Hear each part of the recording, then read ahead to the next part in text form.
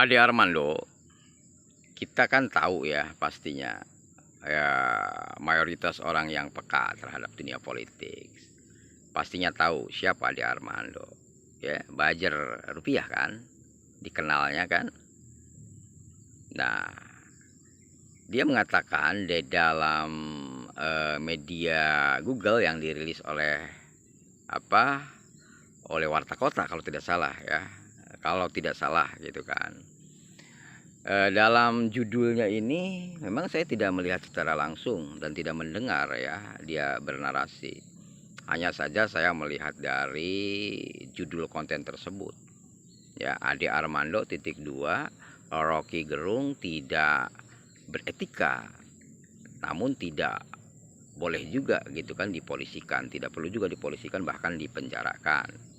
Nah, seperti itulah ya diksi dari konten tersebut. Ya, kita lihat dari judulnya. Nah, kalau menurut Anda nih, teman-teman sefrekuensi tentunya ya, kalau menurut kalian itu gimana persepsi Anda ya tentang diksi tersebut? Kalau menurut saya, Ade Armando ini sedang cari aman. Ya, maka dari itu dia mempositioning diri ya, berada di di perimbangan.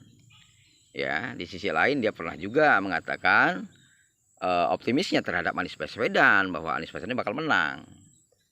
Nah, dia cerdas ya, untuk mencari aman, untuk mencari selamat dia cerdas. Melihat Anies Baswedan hari ini elektabilitas meroket. Ya, banyak akar rumput secara masif mendukung dan mencintai Anies Baswedan.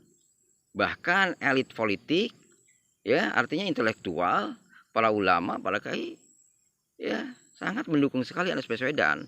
Bahkan setiap daerah juga mendeklarasikan diri ya, itu kan, untuk mendukung Anies. Nah, di sini dia juga melihat Anies Baswedan ya, akhirnya dia mempositioningkan diri ya, dia tetap masih ada di tengah gitu kan, ke kiri apa ke kanan, dia sekarang lagi bingung. Nah, kalau memang posisinya ada di tengah gitu kan, dia ini tentu jika kelompok A menang, dia mungkin ikut ke A. Jika kelompok B menang, dia mungkin ikut ke kelompok B gitu kan. Karena apa? Karena jika nih Anies Baswedan menang, ya walaupun tidak kafah ya, penegakan hukum ini ya bisa jadi di bawah 100%, 80, 90 atau 70% juga. Ya. Anies Baswedan mungkin bisa menegakkan supremasi hukum walaupun tidak kafah, tidak totalitas. Nah, ketika nih hukum ditegakkan, maka mereka ya, pahamlah kalau kita bicara mereka nih dengan tanda petik, ya kocar kacir mereka nih, apalagi kepala koruptor nih. Ya, ketika hukum ditegakkan, saya dulu pernah melihat ya sebuah film ya, judulnya dengan Ketika.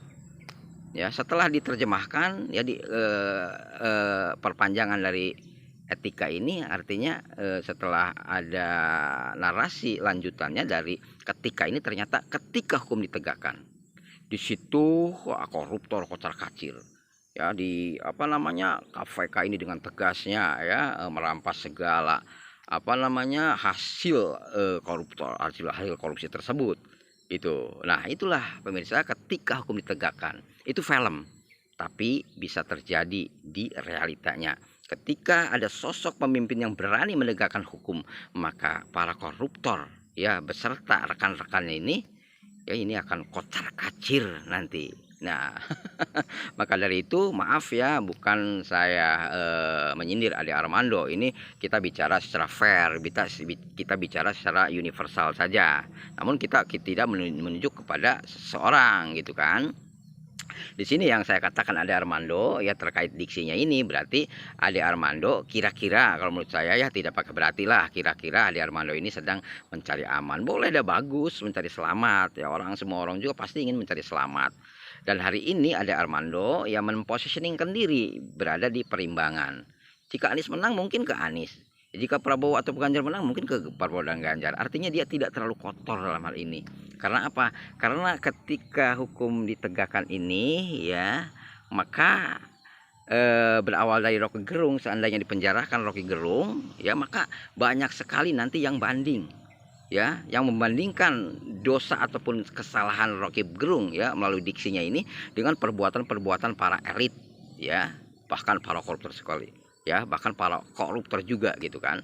Nah, ini akan terjadi nanti banding dari oposan, dari para bahkan rakyat semacam saya pun sepakat ya, jika Rocky Gerung bisa dipenjarakan maka ini akan terjadi banding gitu kan dengan kasus-kasus besar yang terjadi. Karena apa? Karena kasus Rocky Gerung itu kasus recehan. Sementara masih banyak deh kasus yang lebih besar di Indonesia ini yang harus diselesaikan sampai sekarang. Konon katanya Harun Masiku itu koruptor ini berapa tahun dia ataupun bulan saya tidak begitu jelas ya, I don't know exactly gitu kan, berapa bulan atau berapa tahun dia buronan. Nah itu harus dicari, harus dituntaskan, harus diklirkan itu masalah. Maka dari itu dibutuhkan pemimpin yang mempunyai keberanian, mempunyai kecerdasan dan lain sebagainya ya, untuk mengungkap kasus-kasus besar di negeri kita ini, untuk mengembalikan supremasi hukum ya ke marwahnya. Nah, kira-kira seperti itu ya. Semoga Ade Armando tidak baper ya ketika melihat video saya ini. Karena ini adalah bentuk aspirasi dari rakyat sesuai dengan pasal 28 ya, huruf E ya, terkait kebebasan berbicara di depan publik dijamin oleh undang-undang.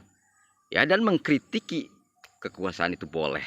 Itu namanya konstitusional. Nah, mohon maaf sebelumnya ya, Bang Ade Armando ya. Silahkan Bang Ade Armando juga ya berpendapat ya tentang apa yang ada dalam pikiran Anda ya, dan kita semua. Demikian, semoga ini menjadi edukasi. Wassalamualaikum warahmatullahi wabarakatuh.